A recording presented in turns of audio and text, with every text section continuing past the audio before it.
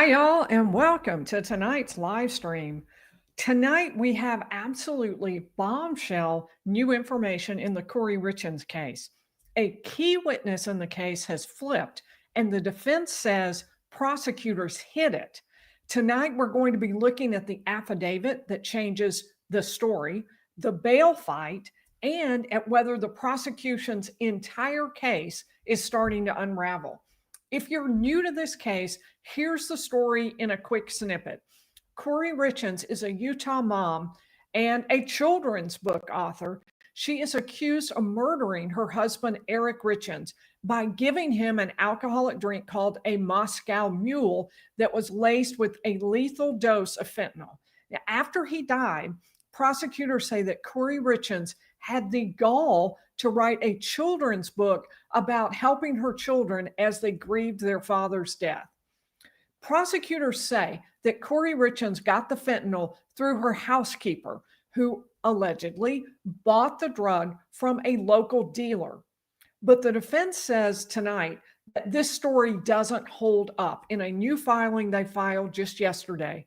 And this latest filing could radically change the case. So let's talk about what happened in the early morning hours of March 4th of 2022. Kouri Richins called 911 and she said her husband Eric was unresponsive. An autopsy then showed that Eric had ingested 5 times the lethal dose of fentanyl. But police searched the house and they did not find any fentanyl. If Kouri Richins gave Eric the fentanyl, then she had to get it somehow, and she had to get rid of it before emergency personnel arrived at the house. So prosecutors thought they had the answer as to how she got the fentanyl. She bought it from her housekeeper, they said, who bought it from a known drug dealer. Both the housekeeper and the known drug dealer were set to testify that that is what happened. The case looked pretty ironclad, but now one of the key witnesses, the drug dealer, is recanting. He's taking back what he said, changing what he said. He's speaking from prison, and he says he never sold the fentanyl to the housekeeper, which opens up a potentially game-changing question. What if prosecutors can't prove that Kouri Richins had access to fentanyl? That's the nightmare that may be shaping up for prosecutors right now.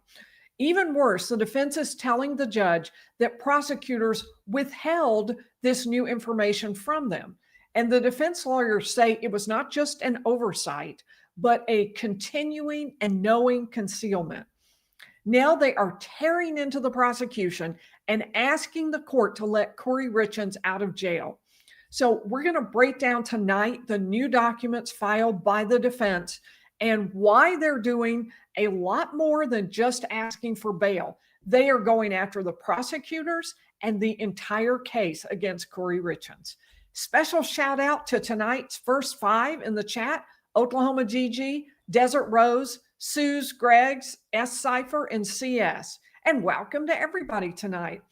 Tonight, I want to start with the brand new affidavit from the drug dealer. In fact, 2 of them, and this is from the witness who has changed his testimony and says the prosecution now has it all wrong. So let's put up on the screen. I want to share this screen with you and talk about this affidavit. Let me get it set up for us. Okay, so this is an affidavit from Robert Crozier. He's in the Davis County Jail, as he says right there. And here is what he says, and we'll talk about why this is such a dramatic game changer. I have been told, in other words, well, you'll hear more. I've been told that the first interview was on or about May 4th, 2023. It was conducted by 2 officers from the Summit County Police Department at the Davis County Jail. I do not know the names of the officers who interviewed me. He says, on May 4th, 2023, I have been in jail for a short time and was detoxing from drug use. I do not have any personal recollection of the details of that interview, although I have since been told that I agreed that I had sold fentanyl to Carmen Lauber in 2022 on 2 occasions. Those are the very two occasions that Carmen, the housekeeper, would be testifying about and saying that she sold that fentanyl. She got it at the request of Kouri Richins, and she sold it to Kouri Richins. But he's saying he doesn't remember this first interview. The first interview with prosecutors in which he told them, apparently, he says, I've been told, but he says he was detoxing and he doesn't remember this, but that he apparently told them that he sold this fentanyl to Carmen Lauber. But here's what he says now. In early April of 2025, I was asked to meet with two people from the Summit County Attorney's Office. I believe that both individuals were prosecutors, and they told me they were prosecuting Kouri Richins. I believe that one of them was Brad Bloodworth. I cannot recall the name of the other individual who was at the meeting, but it was a man with a beard. I was sober at that meeting and have been sober for over 3 months. So you can see he's drawing a clear distinction between what he was like when he had that first interview and what he was like when he had the second. First interview, doesn't remember anything about it. He was detoxing. He was addicted. Second time around, he was sober, and he remembers what he said precisely. He also specifically pinpoints the prosecutor from whom, I don't know if he's the lead prosecutor or not, but Brad Bloodworth does most of the speaking for the prosecution during motions. And he's saying, I think that's one of them, and the other one was a man with a beard. So he says, pretty specific. He's talking about, this is early April of 2025, and they met at Starbucks Coffee.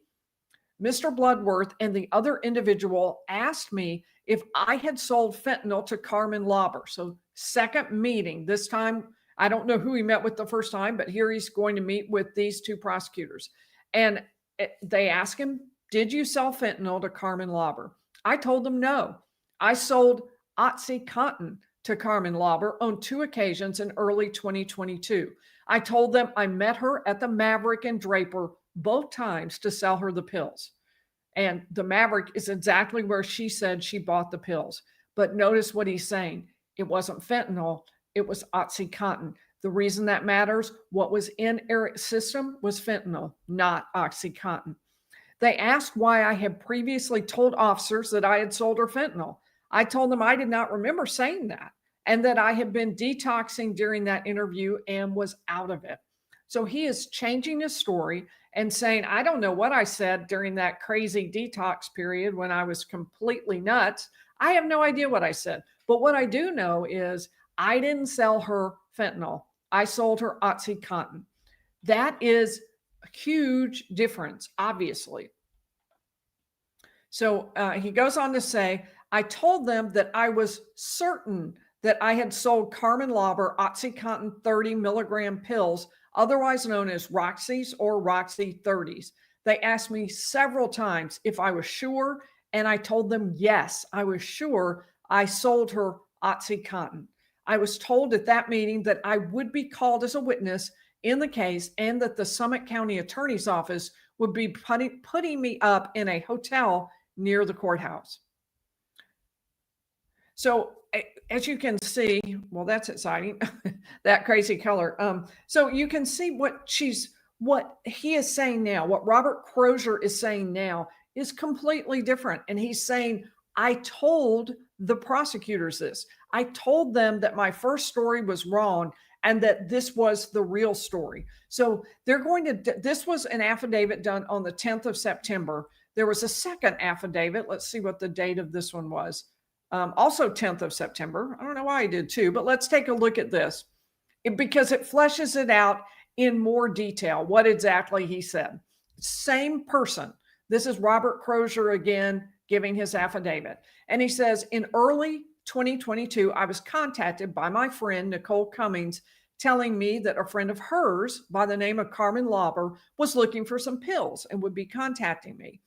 Soon after, I received messages from Carmen Lauber asking to purchase some pills. On at least one occasion, she told me she wanted Roxy 30s.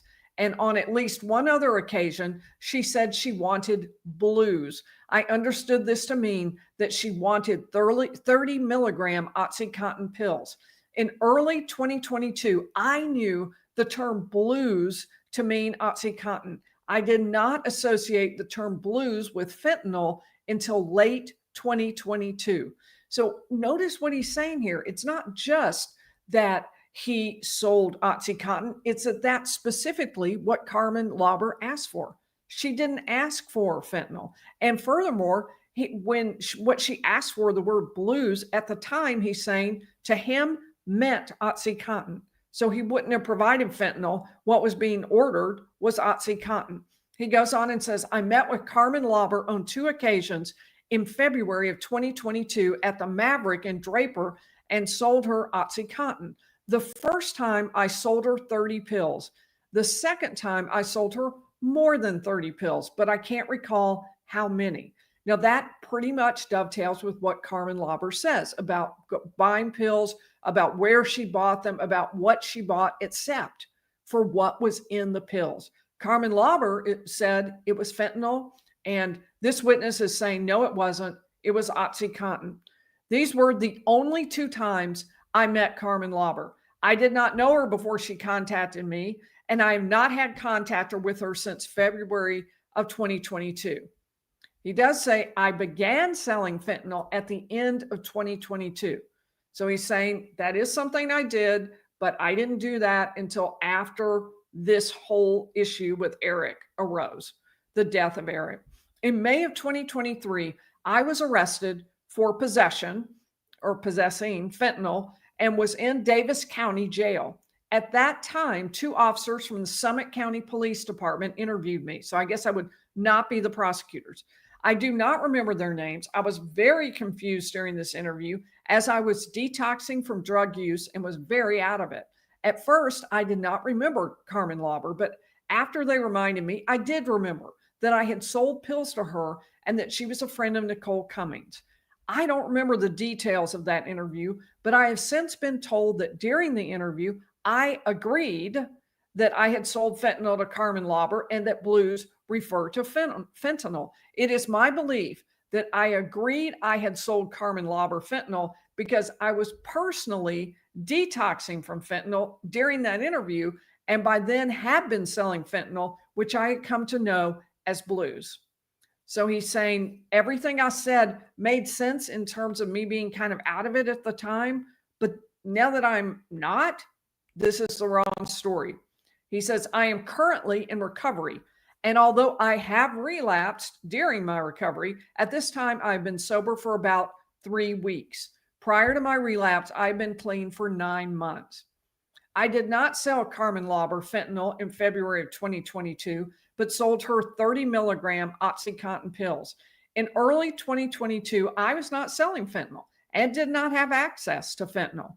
Rather, I was selling my own OxyContin prescription, which were 10 milligram pills. If a buyer wanted stronger pills, I had a source who provided 30 milligram OxyContin, which is what I sold to Carmen Lauber. Roxy's or Roxy 30s refers to 30 milligram OxyContin pills. To my knowledge, blues also referred to OxyContin until late 2022, when I came to know the term as also being used for fentanyl. I did not acquire a source for fentanyl until the end of 2022.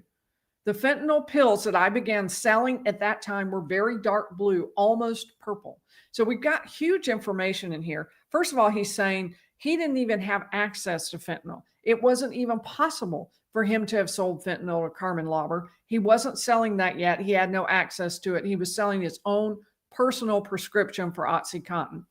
He's also specifically identifying what the fentanyl pills he sold looked like. I don't know what the fentanyl pills Eric took were, and I don't know that anyone knows that exactly because of the fact that it was ingested.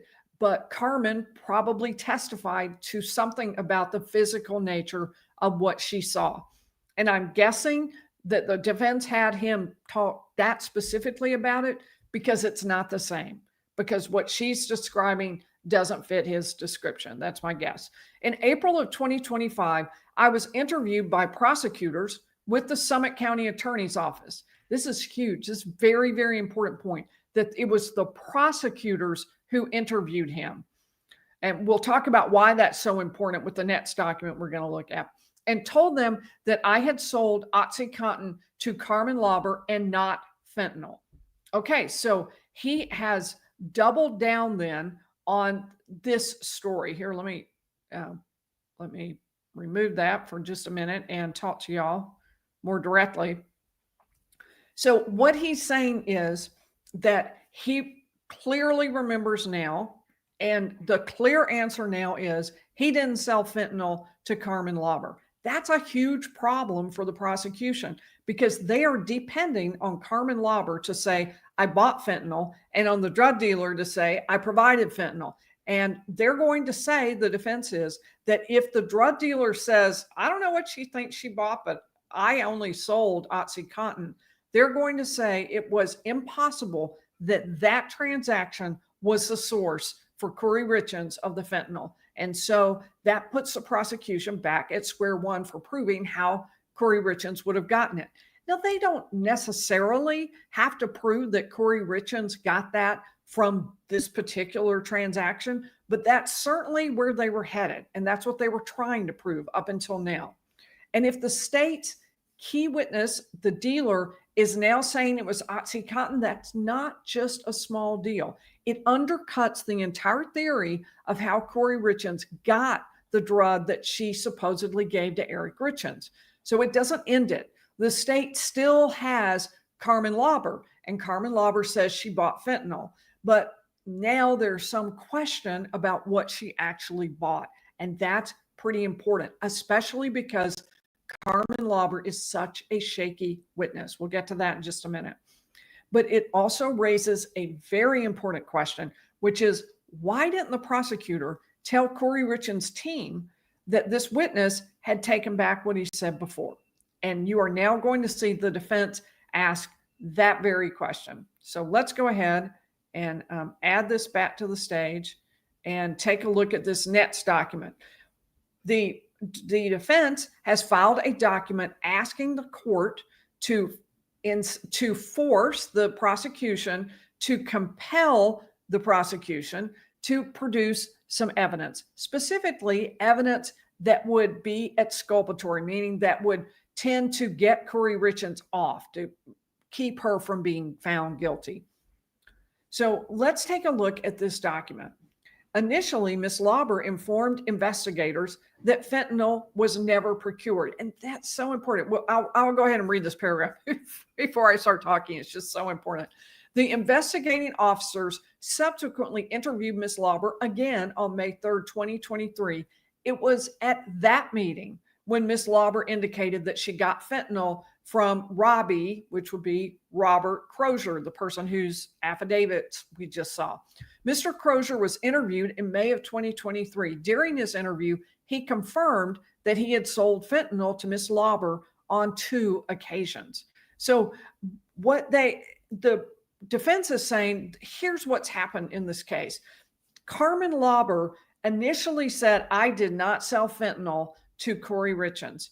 And it was only in a second interview that she changed her story. So now what that would mean is 2 witnesses have said, at least at some point, that they did not sell fentanyl to Kouri Richins. Now, Carmen Lauber changed her testimony, but there's a lot of question around that because the reason she changed her testimony is sort of tainted by the fact that the prosecutors were very threatening with her, and that the prosecutors talking about how they might prosecute her and things like that, and how they might turn her over for prosecution federally, and how she was in violation of her probation.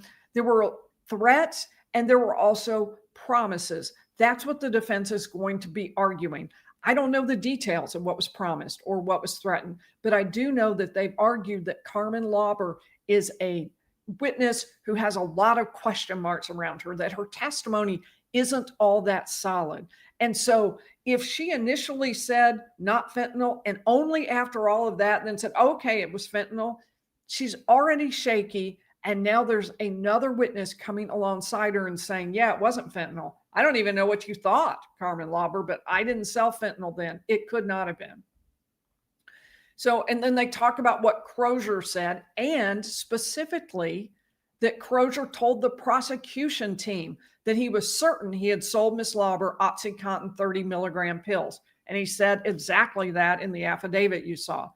The prosecution has been aware of this exculpatory evidence since April of this year. The prosecution did not inform the defense of this information. In preparation for trial, defense counsel located and interviewed Mr. Crozier within the past 30 days. It was during this interview that the meeting and the exculpatory information became known to defense counsel. So what the defense counsel is going to argue here is that there are two reasons that the prosecution has to turn this over. The first is it's a constitutional issue. The defense is entitled to see the exculpatory information, the things that would make it less likely that Kouri Richins is guilty. But there's another reason, and it's specifically related to the prosecution. And that's why it matters so much that the prosecution was aware of this evidence for 6 months and did not produce it or tell the defense about it. So, and produce might not be the right word in that it doesn't sound like he wrote anything down, but they had new information and they didn't turn it over. So, and this went on for months. I mean, we're now in October. The defense found this out in September. And so now they're going to talk about that other reason. Remember, one reason that it had to be turned over was the right of Kouri Richins to have any kind of exculpatory information. But there's another reason, and that's that the prosecution is required to disclose this.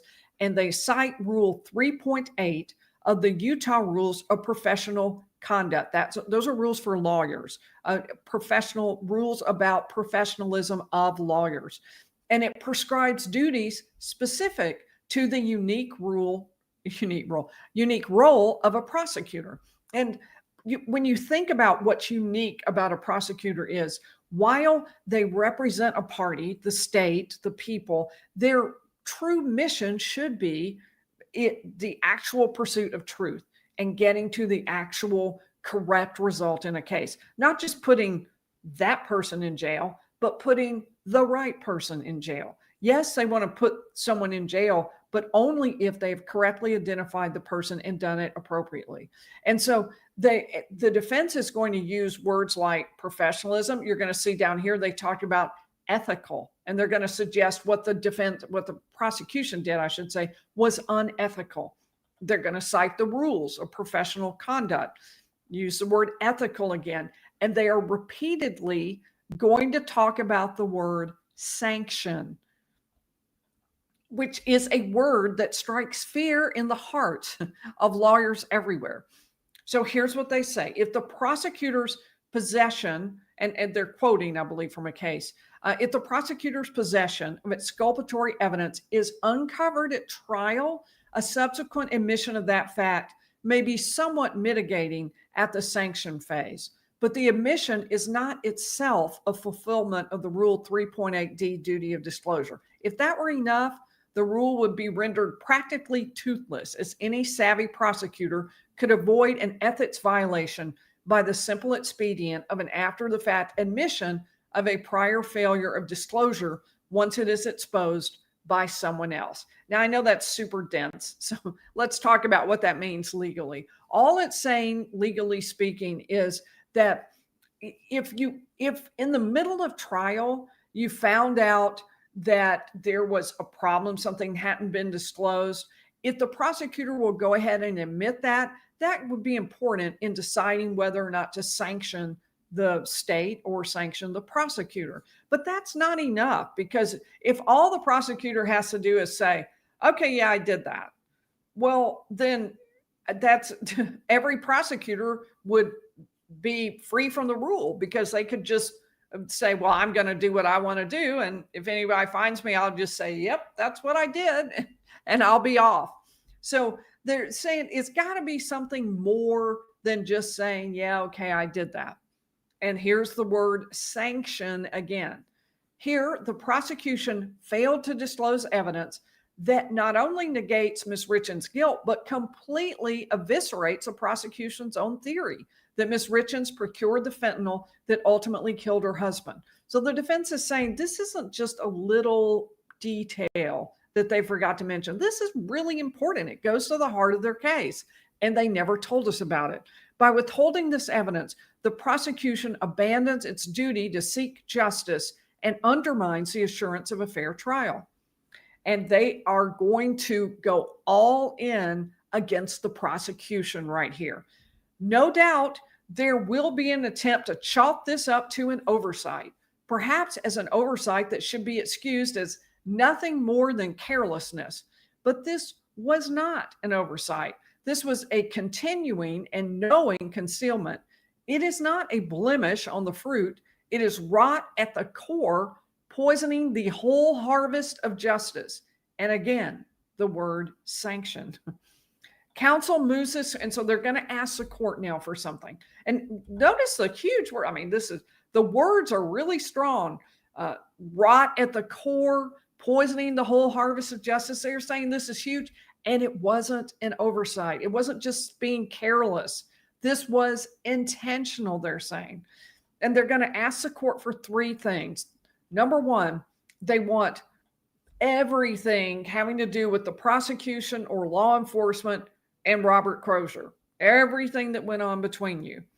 And like evident be emails or text messages, phone calls, anything there is. Secondly, they want all notes, correspondence, or reports prepared by law enforcement officials or any member of the prosecution team discussing Robert Crozier's interview in April and or on any other date. So what they're looking at there is, did you take notes? Does the prosecution have some notes that say, seems to be changing his story? Can't believe this. I thought he said this, and now he's saying the opposite. If they have notes like that, that would be pretty important for the defense.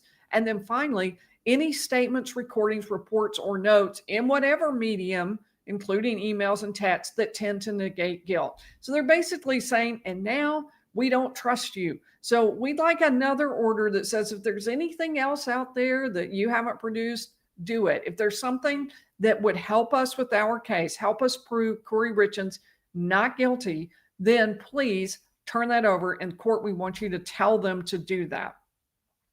So you can see from this that they are throwing around that dreaded word sanctions. They're talking about whether there should be sanctions against the prosecution. And now I want to take a look at the order. And you can see why they're doing it. They're saying it's really important, and they don't believe it's an oversight. They call it a continuing and knowing concealment. They really think it was hidden from them. Now, of course, these are strong words. Lawyers often use strong words in their briefs. That doesn't necessarily mean that it's actual fact, but they are going hard, not just say to get bail, not just to get discovery. They are going directly at the prosecutors themselves with strong allegations that are harsh. And I want you to understand just how significant it is that they're doing that in this brief, and that they mention sanctions 3 times. And so when you think about, let me pull this out as we talk. So what are the sanctions that they might be able to get? If there had been a trial, maybe they could get a new trial, but we're not there yet. That the trial won't be until next spring. But if they could get enough information from the documents and the information you saw she just requested, Kouri probably would ask for a dismissal of all the charges. Now, she's not very likely to get that, I don't think, especially because they found out before trial. So I don't think there's going to be a lot of harm to her, but it is nonetheless significant. My guess is where they will ultimately go, sure, they would love to have the case against Kouri Richins dismissed. That would be great, but I just don't think it's very realistic. But what might be realistic is getting evidence suppressed. Specifically, for example, they might say, since this was withheld from us, we think you should keep out, Judge, we think you should keep out all evidence from Carmen Lauber. She shouldn't be allowed to come in and say that she sold fentanyl to Kouri Richins or that Kouri Richins asked for fentanyl. You should exclude her entirely. You should exclude Robert Crozier entirely. So that's the kind of thing that I would expect to come next. Now, could the prosecutor get in trouble? Yes, it is possible. I don't think we have enough information to kind of evaluate that yet, but It would, of course, be unusual for a court to sanction a prosecutor. And right now, I think it would be unlikely because courts hate to do that for obvious reasons. So, but now let's take a look at another thing that Kouri Richins is directly asking for. Let's add this back to the stage. And let me switch over to the next document because Kouri Richins is asking for bail. Now, she has been in jail for more than 2 years, 28 months, I think it is. And she's not had bail that whole time. And now she's going to say that she's going to argue what you see right here in this highlighted paragraph, that there has been a material change in circumstances. And I want you to pay attention to exactly the language that she's going to talk about, because she's asking for a lot more than just bail. She's asking for more than that. The matter of bail has been brought before this court on 2 occasions. So in June of 2023, shortly after she was arrested, there was consideration, but at that point they say there was potential for the death penalty, so she wasn't eligible for bail. Also, though, the judge found that Kouri Richins was a substantial danger to the community, so he didn't let her out for 2 different reasons. They asked for reevaluation in November 12th of 2024. By that time, the death penalty was off the table, and they wanted, but once again, the judge said no, and he did it for 2 reasons this time. Still, he found that she was a substantial danger to the community. He also said he thought she was a flight risk. So that led to her being in jail for 28 months. Now, but now they are saying everything is different, and here's why. They point right back to this exact issue with Robert Crozier. The state's case is based on statements made by Carmen Lauber that she procured fentanyl from Mr. Robert Crozier on 2 occasions and sold it to Ms. Richins. The defense has recently learned that in April of 2025, Mr. Crozier met with prosecutors for Summit County and informed them that this was not true, and the state failed to disclose that. So they're going to argue, in order to continue to hold Ms. Richins without bail, the court must first find that there is substantial evidence to support the charge, and that simply no longer exists. Notice what they're saying. This is way bigger than just we get bail. This is much bigger than that. Instead, this is about the question not just of whether they get bail, but of whether there is enough evidence to even support the charge against Kouri Richin. And they're saying there's not. So this is one step from saying the entire case should be dismissed. That would be the next step. This is not just about bail. This is saying a lot more than that. You know what I forgot to tell everybody? Would you please hit the like button? I should have said that long ago. I would appreciate it if you would. If you are not subscribed to, we would love to have you back for more. Please do subscribe. Okay, so let's keep reading. Lauber only believes she sold Kouri fentanyl because she believed that is what Crozier gave her. If Robert Crozier did not, in fact, sell fentanyl to Lauber, there can be no credible argument that substantial evidence of guilt exists. If the state cannot place fentanyl in the hands of the defendant, the state has no case. Mr. Crozier's statement doesn't just poke holes in their case, it throws a grenade into the middle of it, leaving them nothing but speculation and conjecture, getting them nowhere near the realm of beyond a reasonable doubt. So let's remove that and talk about how broad this is. You see what I'm saying? This is not just saying that there's been a decision that this new evidence means, I don't know, she's not a flight risk, or that she should, as a sanction, be allowed out on bail. It's nothing like that. It's much stronger than that. She's saying this fundamentally undermines the entire case, and now there will be no case against me. Now, that's probably not true. Even without the sale of fentanyl, there are still facts that might connect Kouri Richins, but that is a showpiece of what the prosecution has talked about up until now. So losing that would be a significant blow to the prosecution. It might not end the case, but it would definitely impact and change it. So as far as whether or not Kouri Richins is likely to get bail, I am thinking it's unlikely. I think the jury, unless the judge knocks out Carmen Lauber entirely, then the jury is entitled to believe Carmen Lauber if she comes in and says, I sold fentanyl. They don't have to believe Robert Crozier. They don't have to believe him when he says, not only did I not sell it, I didn't even sell that at the time. I had no access to it. They don't have to believe him. They could believe Carmen Lauber. If Carmen Lauber got knocked out, that would be a much bigger deal for the prosecution in proving its case. So there is overall not a lot of evidence connecting Kouri Richins to the murder directly. Instead, this is a circumstantial case.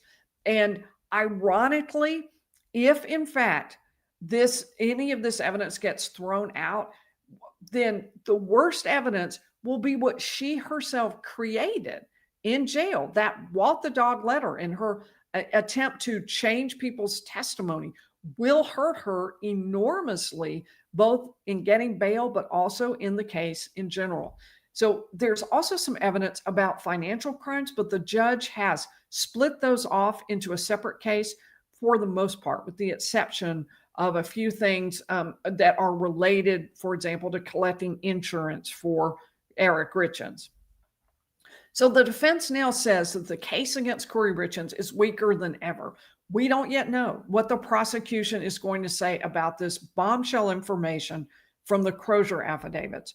But one thing we do know for sure, the case against Kouri Richins is not over, but it has gotten a lot harder for the prosecution. So, all right, I've been ignoring the super chats over here. Marlon says, would like to say, and Marlon's dog, Jerry, the most famous dog in the Netherlands, would like to say woof to all animals and World Animal Day, which is tomorrow. So happy World Animal Day, everybody. And happy World Animal Day to Jerry, too. We certainly appreciate Marlon is one of our 2 mods. Mama Pinks is the other mod, and they have done just so much work helping us over and over. We're very appreciative. And Dr. Vonda Kay is a new member. That's awesome. We are so glad to have you. Dr. Vonda Kay has been a long time subscriber, and we are glad to have you as a member. All right, so let's do this. If anybody has some questions, would you put them in the chat? And if you would put question marks at the beginning, then that'll help me spot them in the chat. I've got to go all the way to the bottom so I can find your questions if you have any. This is such an interesting case. I am fascinated by this case. There is a lot of ambiguity in it, and there's a lot of smoke so that people may think there's fire underneath. And I am so curious what will happen. I really am fascinated by this case and definitely want to follow it. This is a huge development and may change things substantially for Kouri Richins. We will see. Purple Daisy is asking me a question. If the dealer sold fentanyl to Carmen Lauber, would he face charges for being an accessory to the murder of Eric Richins? And Purple Daisy, he could, at this point, he hasn't been charged with that in any way, but yes, providing it could lead to that. Typically, though, up until now, that first statement he made was helpful to the prosecution. So it seems maybe more likely that it would be in his best interest to help the prosecution and see what deal he could work out. Honestly, this doesn't seem to be in his best interest personally, because this is opposite of what the prosecution is asking for. So for that reason, I don't think it's too likely that it seems to me more likely that he's telling the truth than not on the second affidavit. Did he think perhaps he was getting out of charges? I mean, maybe. We just don't have any kind of evidence around that. Here's what I would expect to happen next. The prosecution will turn over whatever they have. I imagine if Utah law allows it, they will all go and depose or talk to anyway, Robert Crozier. And I think we will hear a lot more about this. And I think one of the things that the prosecution is going to find out is What was he afraid of a charge? Was he threatened with a charge? Was there a civil lawsuit threatened against him for selling the fentanyl? Anything like that. So they'll be, it's a very good question, Purple Daisy, and I think they'll be asking that question. Okay, so I'm looking for question marks at the beginning. CJS, someone else asked if both fentanyl and oxy were found in Eric's system or just fentanyl. The only part I know about is the fentanyl. I don't know if they found both or not. C. Lynn wants to know who has the children. I believe it's Eric's family. I think probably one of his sisters, but I don't know the details about it, but I believe his family has them. 1776 daughter asks, in other cases where the killer got the weapon, isn't so much an issue, right? Oh, 1776 daughter is making a good point. A lot of times you don't even care where the person got the weapon. I mean, think of a gun, for example. If someone got the gun, what does it really matter where they got it? Normally, you just care that that weapon was possessed by that person and committed that crime. Here, the difference is Kouri Richins, they need something to tie Kouri Richins into this. And one of the ways they were trying to do that was by saying she had access to the very drug that killed him. She went out and bought a bunch of that very drug. So that would mean it was possible she gave it to Eric. But if she didn't have access to that, she hadn't bought that, it's not that she could have bought that from somebody else other than Carmen Lauber too, right? It doesn't have to be from Carmen Lauber, but that was a way the prosecution was going to tie it in. So it wasn't so much where she got it. It was more an issue of not just where she got it, but that she got it, that she actually had that weapon, she had access to it. Neuropsych Xena has been a member for 16 months. That is awesome. We are so glad to have you. It is fascinating development. This is unbelievable. This case has just been a wild roller coaster. And I have been meaning to get back to it. And we've just had so many other cases crowding it out. But there has been a lot that has happened in this case over the last year. It isn't just this, although this is highly dramatic, certainly. Thank you, Irish Amy, who has been a member for 2 months. I appreciate your nice note and thank you for being a member. And so has Helen. That is awesome. Both of you members for 2 months. Awesome. And Tina and is asking that question that we just talked about. Why does it matter how she got the fentanyl? It was in him. But what they would like to do is connect the fentanyl to Kouri Richins. They've got the fentanyl connected to Eric because they found it. But what if he gave it to himself? What if he was the one who got the fentanyl and took it? So what they were trying to do was prove it was from Kouri, to prove that Kouri had access to this. And so that's why it's a disappointment if they lose that. But good question to the people who asked about that. Very good question. Okay, let's see. I'm going to keep looking for question marks at the beginning. Didn't she mix his drink? LLH asked. Yes, she said that she made him a drink, a Moscow Mule. Now, but it was really just kind of supposition from the state that that's how she gave him the fentanyl. They concluded it had been ingested, so somehow he got it into his system, but they didn't know exactly how, and there was no drink glass found there. No drink was tested, no glass was tested there. So it was just a question of whether or not they were going to be able to prove that this Moscow Mule could have had fentanyl, and they were going to use this testimony, and they still will. This doesn't completely negate the testimony. I mean, on first request, the drug dealer said it was fentanyl.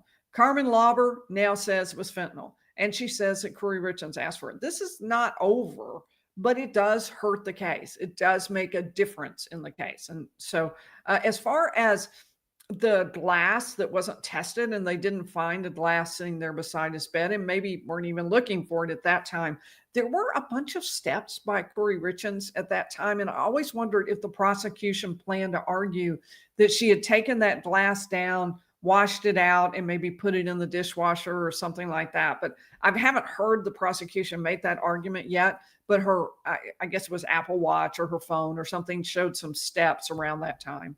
So I wondered about whether that would be it. Maria Z wants to know, is there a motive why she would murder her husband? The prosecution says that, well, there are two things I think they're going to argue. Number one, she needed cash, and she needed that cash for purposes of real estate deals that she was trying to close. She had a business that was just an endless suck on her money, and she was trying to cover everything, trying to buy this big house. She was going to flip it, and those sorts of things needed cash, and she was very low, constantly trying to move things around and cover things with cash. So that insurance that he had, his assets, she wanted those. Now, as it turned out, she didn't actually end up with access to those, but that's a different story.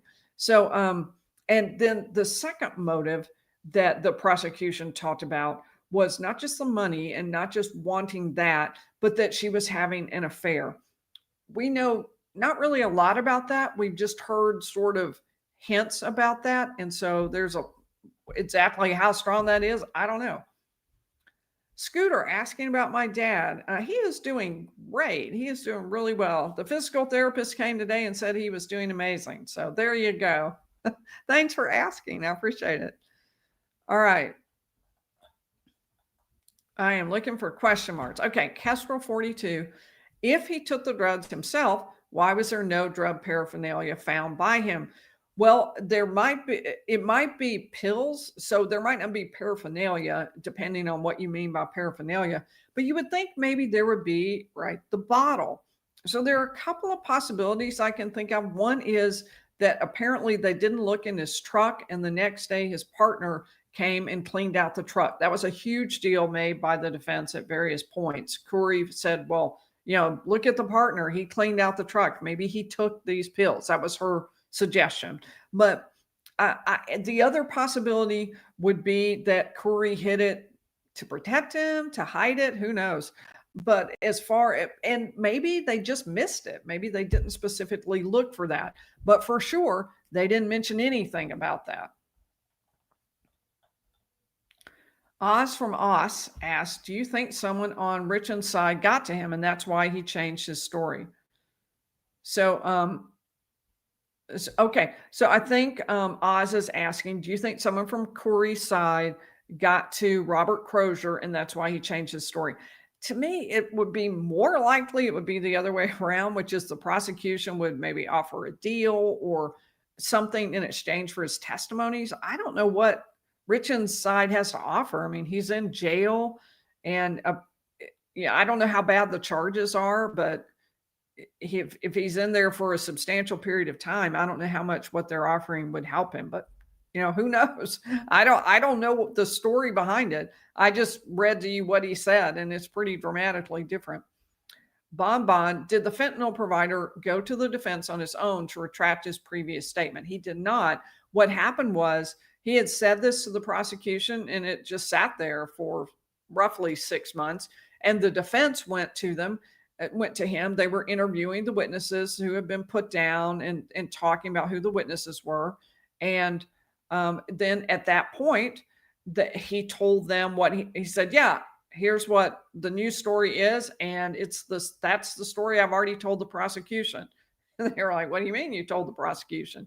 We haven't heard anything about this up until now. Oh, yes, Marlon, that's a really good point. Let me go ahead and pop that up on the screen. I did a video yesterday that I think y'all would be very interested in. It was a little out of our normal sequence of 7 p.m., right? But it was a video about a celebrity, one of the stars of Fast and Furious, who is potentially facing jail. I hear today he was arrested because his dogs attacked this precious little dog, King Charles Spaniel named Henry. And it's fascinating to hear about this because of the fact that it's unusual for there to be criminal charges, and you can hear sort of the things around it, how the prosecution reached that. And I don't know what will happen. I don't know what will be the end result. He's been charged with a misdemeanor, but he is actually being arrested for that, or at least that's the plan. Jenny's Wonderland is also wishing happy World Animal Day from Marigold and from Jenny's Wonderland. And happy World Animal Day to Marigold, too. All right, let's see. I think I've answered nearly everything. Oh, wait. Yes. So, anyway, back to Marlon's comment. Please do go and check out that video because I dropped it at a different time. It didn't get very many views, but I think you would really like it. I think you'd be very interested in that video. So check that out. All right, let's see. Freddie's cat wants to know, do I think she'll get out on bail? I don't think it's very likely. I think that's unlikely because of the other two findings that he believes she's a flight risk and a significant danger to the community. I don't think he's going to change his mind on whatever made him decide that. I don't think she's very likely to get out. I think that's very unlikely. And 1776 is asking about whether I think the state has enough evidence to convict her. I'll hold off on saying that until we get a little bit further into it, but it's a tougher case if they lose this or if it creates enough doubt in the jury's minds. Beth gifted 5 lawyerly memberships. Thank you so much. I really appreciate that. And if you haven't turned on your ability to receive a gifted membership, our mods will tell you how to do that. They'll put that in the chat. As far as joining, you can join anytime. It's just a way of financially supporting the channel, and you can hit the join button right down there. Well, all right. Well, I will see you all on. So be sure to check out that video about Little Henry and what happened to Little Henry. I think you'll be very interested in that. And I will look forward to seeing you on Monday at 7 p.m.